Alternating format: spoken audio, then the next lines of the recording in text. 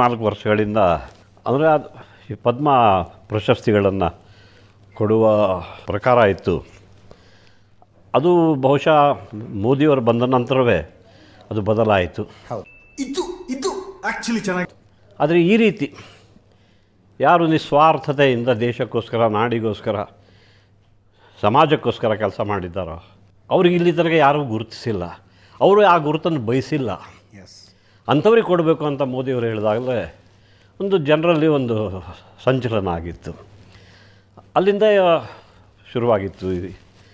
ಆ ರೀತಿ ನಡೀತಿರುವಾಗ ನಮ್ಮ ಚಲನಚಿತ್ರರಂಗದವರೇ ಆದ, ನನ್ನ ಜೊತೆ ಕೆಲಸ ಮಾಡಿದವರೇ ಆದ ರಿಷಬ್ ಶೆಟ್ಟಿ, ಹೇಮಂತ್ ರಾವ್, ಆಮೇಲೆ ಆವಾಗ ಪುನೀತ್ ಕೂಡ ಅದರಲ್ಲಿ ಸೇರಿಕೊಂಡ್ರು, ರಕ್ಷಿತ್ ಶೆಟ್ಟಿಯವರು ಅದನ್ನು ಸೇರಿಕೊಂಡ್ರು.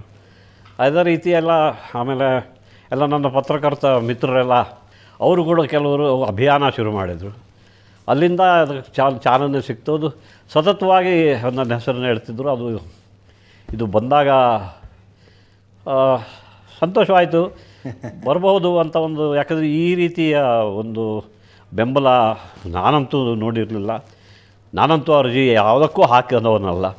ಅಂಥದ್ರಲ್ಲಿ ಜನರೇ ಮಾಡುವಾಗ ಸ್ವಲ್ಪ ಒಂದು ಕಡೆ ಸಂಕೋಚ, ಒಂದು ಕಡೆ ಮುಜುಗರ. ಅದು ಬಂದಾಗ ಆಶ್ಚರ್ಯವಾಗಲಿಲ್ಲ. ಅದಕ್ಕೆ ನಾನು ಅದನ್ನು, ಇದು ಕನ್ನಡಿಗರು ನನಗೆ ಕೊಡಿಸಿದ್ದು.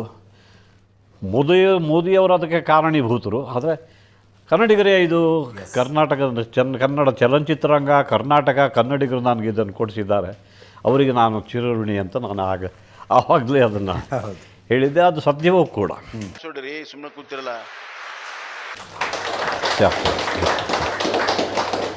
ಅದರ ನಂತರ ಅದು ಮುಂದೆ ಒಂದು ಕಾರಣಾಂತರಗಳಿಂದ ಮುಂದಕ್ಕೆ ಹೋಗಿತ್ತು.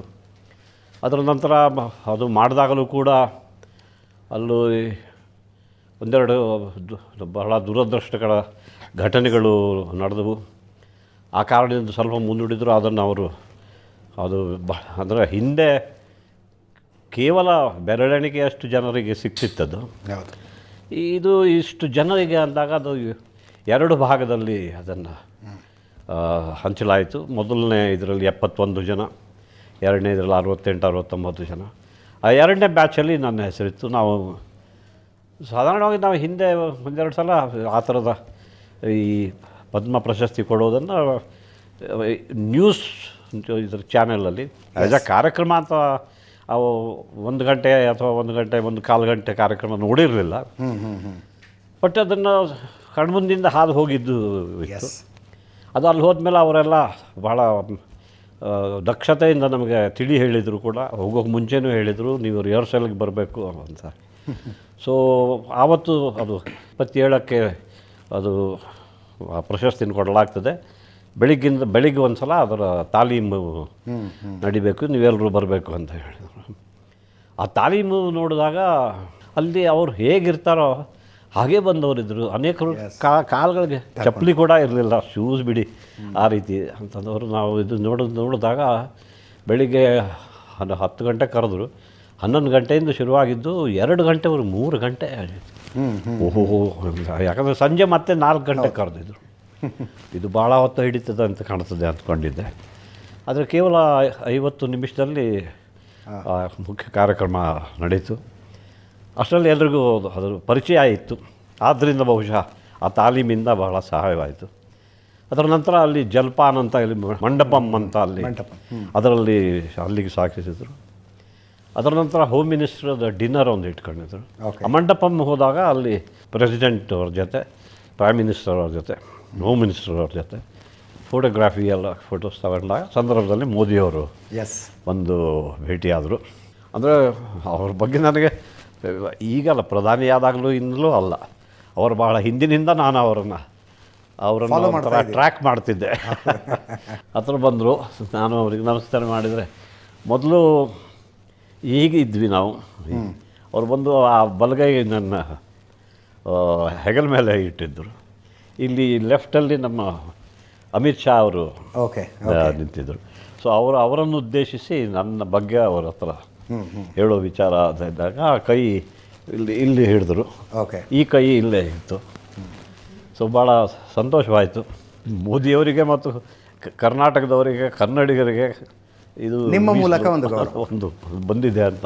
ಎಸ್. ಬಟ್ ಅದು ಅವರನ್ನು ಭೇಟಿ ಆಗಿರಲಿಲ್ಲ. ಆಮೇಲೆ ಅನೇಕ ಸಲ ಹಿಂದೆ ಬಹಳ ಸಲ ಬೇರೆ ಬೇರೆಯವರು ಹೇಳಿದರು, ಅವರು ಬರ್ತಿದ್ದಾರೆ, ನೀವು ಬನ್ನಿ, ನಮ್ಮ ಜೊತೆ ಬನ್ನಿ. ಬೇಡ, ಅಲ್ಲಿ ಹೋಗಿ ಈ ದೇಶದ ಪ್ರಧಾನಿಗಳು ಎಲ್ರಿಗೂ ಗೊತ್ತು, ಯಾರು ಅವರನ್ನು ಭೇಟಿಯಾಗುವ ಸಂದರ್ಭ ಬರೋದು ಬಹಳ ವಿರಳ. ಎಸ್. ಅದರ ಬಗ್ಗೆ ಅರಿವಿತ್ತು ನನಗೆ. ಅದೇ ಕಾರಣ ನನ್ನ ವಿಧಿಯಲ್ಲಿ ಬರೆದಿದ್ದರೆ ಅದಾಗ್ತದೆ ಅಂತ.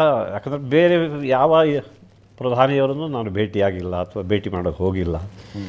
ಸುಮ್ಮನೆ ಯಾಕಂದರೆ ಅವ್ರದ್ದು ಪ್ರತಿಯೊಂದು ನಿಮಿಷವೂ ಭಾಳ ಮುಖ್ಯ. ದೇವೇಗೌಡರೊಬ್ಬರನ್ನ ಹೊರತುಪಡಿಸಿ ಅವ್ರ ಜೊತೆಲೂ ಕೂಡ ಎಲ್ಲೂ ಭೇಟಿ ಮಾಡೋಕ್ಕೆ ಹೋಗಿರಲಿಲ್ಲ ನಾನು. ಓಕೆ. ಆದರೆ ಯಾವುದೋ ಒಂದು ಸಂದರ್ಭದಲ್ಲಿ ಯಾವುದೋ ಒಂದು ಕಾರ್ಯಕ್ರಮಕ್ಕೆ ಅದು ಸಿಂಗಲ್ ಎಂಜಿನ್ ಹೆಲಿಕಾಪ್ಟರ್ನಲ್ಲಿ ಹೋಗಿದ್ದ ಕತೆ ಗೊತ್ತು ನನಗೆ. ಹೇಳಿದ್ದೆ. ಎಸ್. ಆವಾಗ ದೇವೇಗೌಡರ ಜೊತೆಯಲ್ಲೇ ಹೋಗಿದ್ದೆ. ಸಿಂಡಿಕೇಟ್ ಬ್ಯಾಂಕ್ 75 ಇಯರ್ಸ್ ಸೆಲೆಬ್ರೇಷನ್ ಮಣಿಪಾಲದಲ್ಲಿತ್ತು. ಬೆಂಗಳೂರಿಂದ ಅವರು ಐ ಥಿಂಕ್ ಏರ್ಫೋರ್ಸ್ ಪ್ಲೇನಲ್ಲಿ ಬೆಂಗಳೂರಿಗೆ ಬಂದರು. ಆವಾಗ ಈಗಿನ ಥರ ದಟ್ ವಾಸ್ 1996 or 97. ಆವಾಗ ಸೆಪ್ರೇಟ್. ಸೊ ನಾನು ಹೇಳಿದೆ, ಸರ್ ಇಲ್ಲಿ ಇದರಲ್ಲಿ ತಾವು ಹೇಳಿದ್ರಿ, ಇಲ್ಲಿ ಇಲ್ಲ ಅದರಲ್ಲೆಲ್ಲ ನಾವು ಓಡಾಡಿದ್ದೀವಲ್ಲ, ಅದರಲ್ಲಿ ಬೇರೆ ಏನು ವ್ಯವಸ್ಥೆ ಇಲ್ಲ. ನನಗೆ ಸ್ವಲ್ಪ ಆತಂಕ ಉಂಟಾಯಿತು. ಹೌದು.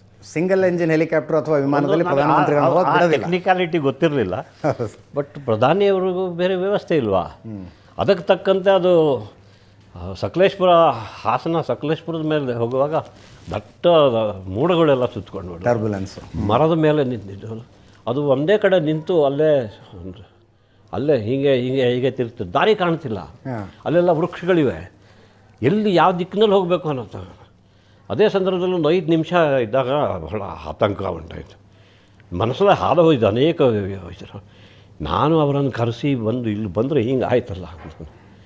ಆಮೇಲೆ ಹೃದಯದಿಂದ ಅಲ್ಲಿ ನಾವು ನೋಡ್ತಿದ್ವಿ, ಅಲ್ಲಿ ಎಡಕ್ಕೆ ದೂರದಲ್ಲಿ ಸ್ವಲ್ಪ ಈ ಮೋಡಗಳು ಪಕ್ಕ ಸರಿದಂಗೆ ಆಯಿತು, ಸಮುದ್ರ ಕಾಣಿತು.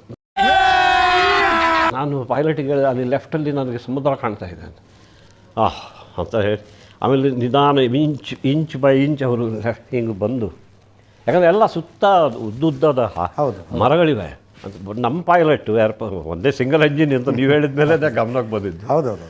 ಅವರು ನಿಧಾನಿಸಿ ಒಂದೇ ಕಡೆ 5 ನಿಮಿಷ ಅಂತಿದ್ದೆ. ಹೆಲಿಕಾಪ್ಟರ್ ಹಿಂಗೆ ತಿರ್ಗ್ತಿದೆ, ಗೊತ್ತಾಗ್ತಾ ಇಲ್ಲ. Everybody was tense. Who wants to go down the way in. ಹೌದು. ಸೊ ಅದು ಆವಾಗ ಲಾಸ್ ಆಗಿತ್ತು. ಬಟ್ ಇದು ಬಹಳ ಆತ್ಮೀಯ ಭೇಟಿ. ಈ MTV ಸಿಟಿ ಯುಗದಲ್ಲಿ ಖುಷಿಯಾಗಿರುತ್ತೆ.